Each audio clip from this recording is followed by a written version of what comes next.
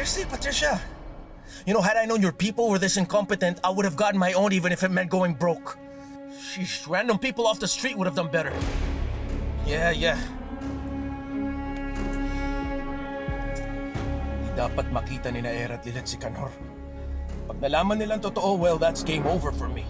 No second chances, no cleanup crew. Everything I've worked for, poof, gone. Just like that.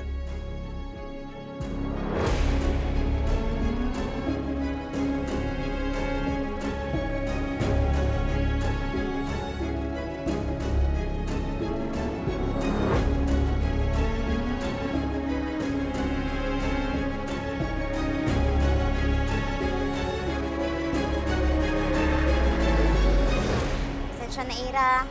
May mga inasikaso pa kasi ako sa PAO, tapos nasiraan pa yung nabook ko na ride. Pero nandito na rin naman ako. It's okay, Lilet. May pinuntahan din naman si Renan saglit. Magkita na lang tayo sa lobby. Sige, dito na lang ako maghintay.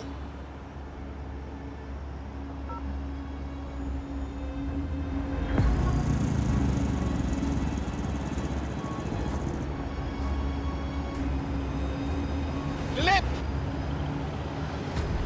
Lilet! Sis pa naman ka, Noy?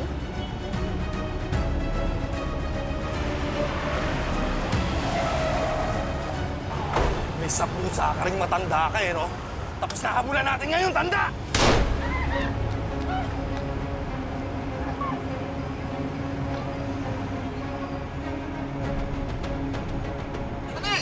Ano po yun? Ano nangyari?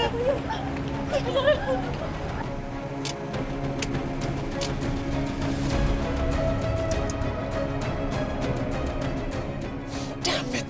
Tatanga ng mga tao mo, Patricia!